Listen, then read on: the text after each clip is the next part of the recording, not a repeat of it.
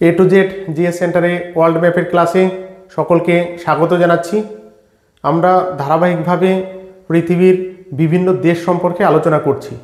তাহলে আজকে আমরা যে দেশ সম্পর্কে আলোচনা করব সেটা হচ্ছে আমাদের পূর্ব দিকের প্রতিবেশী রাষ্ট্র বাংলাদেশ। তাহলে আমরা বাংলাদেশের যে মানচিত্র এশিয়া মহাদেশে কোথায় অবস্থান করেছে সেটা দেখব। তাহলে বাংলাদেশ এশিয়া মহাদেশের দক্ষিণ দিকে অবস্থান করেছে, অর্থাৎ বাংলাদেশ হচ্ছে দক্ষিণ এশিয়ার একটি রাষ্ট্র এবং ভারতবর্ষের পূর্ব দিকে অবস্থান করেছে। এবং বাংলাদেশের সীমান্ত যদি আমরা লক্ষ্য করি তাহলে দেখব বাংলাদেশের প্রায় অধিকাংশ এরিয়া ভারতবর্ষের সীমান্তের সঙ্গে স্পর্শ করে রয়েছে। তাহলে আমরা বাংলাদেশের যে মানচিত্র রয়েছে সেই মানচিত্রটাকে বড় করে দেখব, তাহলে আমাদের আলোচনায় সুবিধা হবে।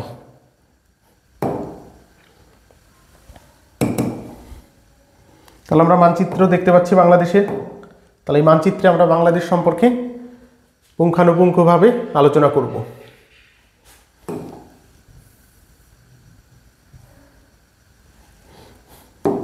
তাহলে এটি হচ্ছে বোর্ডে দেখা যাচ্ছে বাংলাদেশের মানচিত্র। তাহলে বাংলাদেশের পরিসীমা যদি আমরা লক্ষ্য করি তাহলে দেখব বাংলাদেশের পশ্চিম দিকে রয়েছে ভারতবর্ষ, বাংলাদেশের উত্তর দিকে রয়েছে ভারতবর্ষ, বাংলাদেশের পূর্ব দিকে রয়েছে ভারতবর্ষ, অর্থাৎ বাংলাদেশের প্রায় 3 প্রান্ত ভারত দ্বারা বেষ্টিত। কেবলমাত্র তোমার দক্ষিণ পূর্ব দিকে মায়ানমারের সঙ্গে কিছুটা সীমান্ত বাংলাদেশের রয়েছে এবং দক্ষিণ দিকে রয়েছে বঙ্গোপসাগর, বে অফ বেঙ্গল। তাহলে বাংলাদেশ প্রায় 3 দিক ভারত দ্বারা বেষ্টিত, একদিকের কিছুটা অংশ মায়ানমার এবং দক্ষিণ দিকটা হচ্ছে বঙ্গোপসাগরের সঙ্গে যুক্ত বা বঙ্গোপসাগরের দিকে খোলা রয়েছে। তাহলে এই হচ্ছে বাংলাদেশের পরিসীমা। এবার আমরা বাংলাদেশের অভ্যন্তর ভাগের বিষয়গুলো যদি দেখি তাহলে দেখব বাংলাদেশ তাদের শাসন কার্যকে পরিচালনা করার জন্য বা শাসন কার্যের সুবিধার জন্য সমগ্র বাংলাদেশকে 8টা বিভাগে বিভক্ত করেছে। সবার ওপরে যে বিভাগটা রয়েছে সেটা হচ্ছে রংপুর বিভাগ। 1 নম্বর কি রয়েছে? রংপুর বিভাগ। এবং বাংলাদেশের পশ্চিম দিকে রয়েছে রাজশাহী বিভাগ, উত্তর দিকে রয়েছে তোমার ময়মনসিংহ বিভাগ এবং উত্তর পূর্ব দিকে রয়েছে সিলেট বিভাগ, মাঝামাঝি অবস্থায় রয়েছে ঢাকা বিভাগ এবং পশ্চিম দিকে বাংলাদেশের অবস্থান করেছে খুলনা বিভাগ। বাংলাদেশের দক্ষিণ দিকে অর্থাৎ বঙ্গোপসাগরের উপকূলে অবস্থান করেছে বরিশাল বিভাগ। কি অবস্থান করেছে? বরিশাল বিভাগ। এবং পূর্ব দিকে যে অংশটা অবস্থান করেছে সেটা হচ্ছে তোমার চট্টগ্রাম বিভাগ। কি অবস্থান করেছে? চট্টগ্রাম বিভাগ। 5 হবে এটা, এটা 6, এটা 7 আর এটা হচ্ছে 8। চট্টগ্রাম বিভাগ। তাহলে বাংলাদেশের প্রশাসনিক সুবিধার জন্য কটা ভাগে ভাগ করা হয়েছে? 8টা ভাগে বিভক্ত করা হয়েছে। কি কি? রংপুর, রাজশাহী, খুলনা, ঢাকা, ময়মনসিংহ, তোমার সিলেট, বরিশাল এবং চট্টগ্রাম। এই হচ্ছে 8টা বিভাগ। এবার বাংলাদেশের মধ্যে যে পাহাড় পর্বত রয়েছে সেই পাহাড় পর্বত যদি আমরা লক্ষ্য করি তাহলে দেখব বাংলাদেশের পূর্ব দিকে এবং উত্তর পূর্ব দিকে কিছু পাহাড় পর্বত রয়েছে। তাছাড়া বাংলাদেশের বেশিরভাগ স্থানই হচ্ছে সমতল অর্থাৎ সমভূমি। যেহেতু বাংলাদেশ হচ্ছে নদীমাতৃক দেশ, বেশিরভাগ স্থানে নদী রয়েছে এবং পূর্ব এবং উত্তর পূর্ব দিকের কয়েকটা এরিয়াতে কিছু পাহাড় লক্ষ্য করা যায়। তাহলে বাংলাদেশের উচ্চতম শৃঙ্গের নাম কি আছে?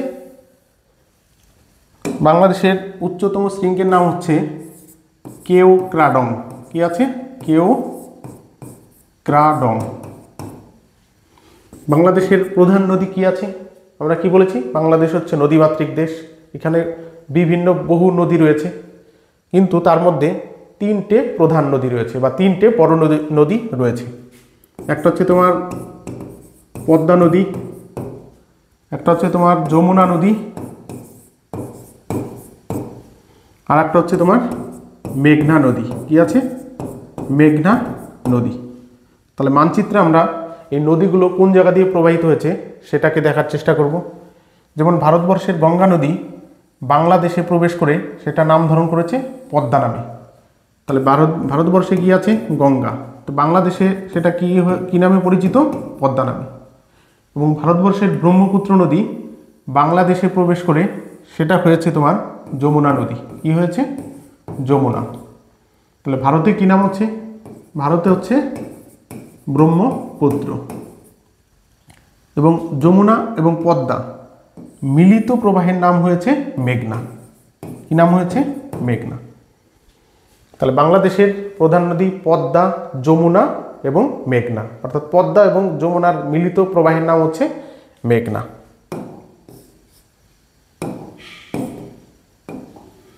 তাহলে আমরা মুছে দিচ্ছি এগুলো। তাহলে আমরা কি দেখলাম? বাংলাদেশের উচ্চতম শৃঙ্গ কেওক্রাডং এবং প্রধান নদী পদ্মা, যমুনা এবং মেঘনা।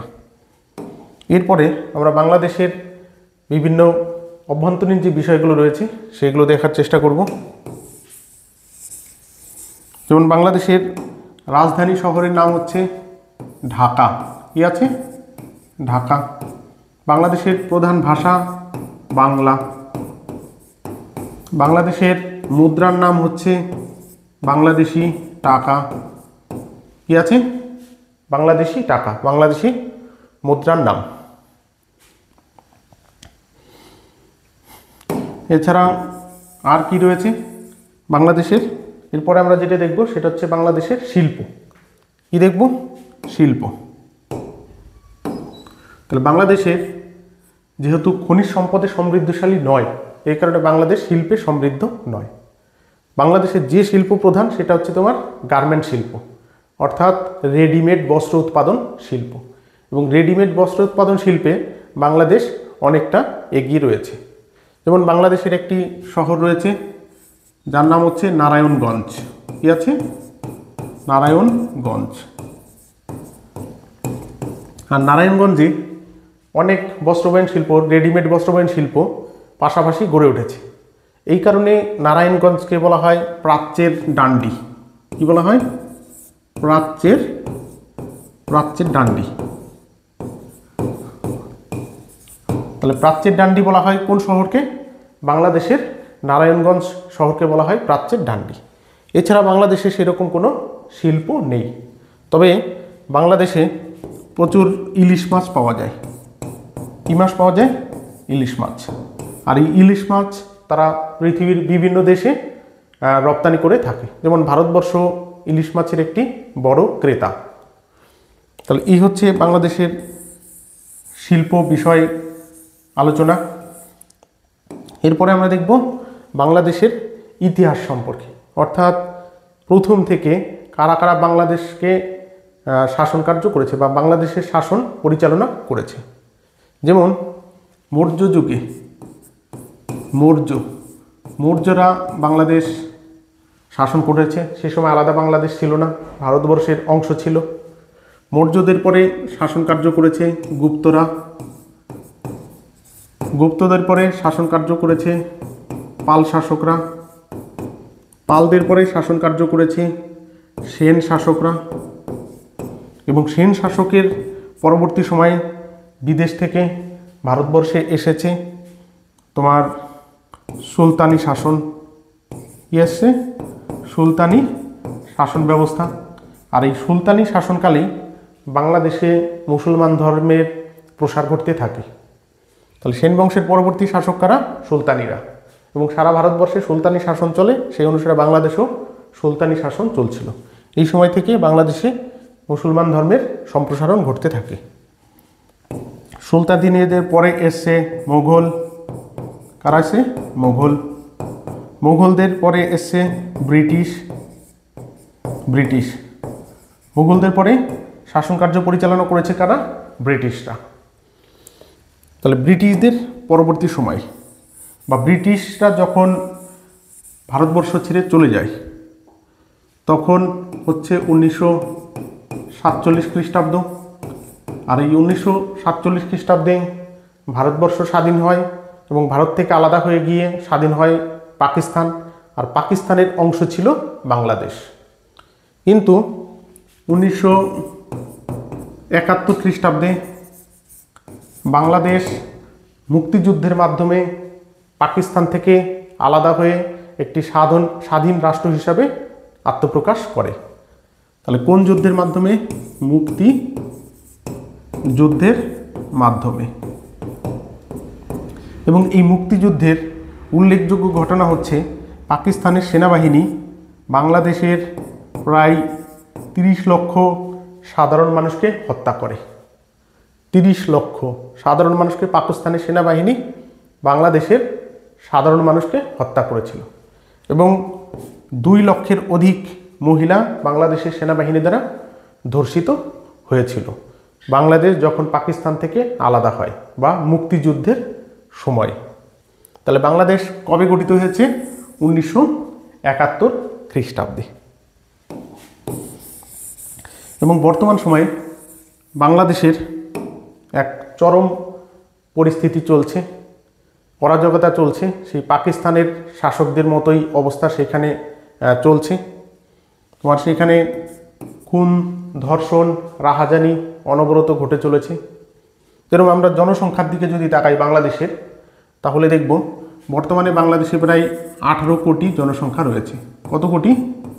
18 কোটি জনসংখ্যা রয়েছে। এই 18 কোটির মধ্যে 93% হচ্ছে মুসলমান এবং 7%-এর মতো হচ্ছে, প্রায় 7%-এর মতন হচ্ছে হিন্দু। তাহলে জনসংখ্যা যখন দেখলাম তখন আমরা আগের যে পরিসংখ্যান আছে সেই পরিসংখ্যানগুলো দেখার চেষ্টা করব। যেমন 1947 খ্রিস্টাব্দে বাংলাদেশে 30%, 1947 খ্রিস্টাব্দে বাংলাদেশে 30% হিন্দু সম্প্রদায়ের লোক বসবাস করত। 1971 খ্রিস্টাব্দে, আর এটা হচ্ছে কত? 1947 খ্রিস্টাব্দে। 1971 খ্রিস্টাব্দে সেটা কমে গিয়ে দাঁড়ায় 16% এবং বর্তমান সময়ে 2025 সালে সেটা গিয়ে দাঁড়িয়েছে 7%।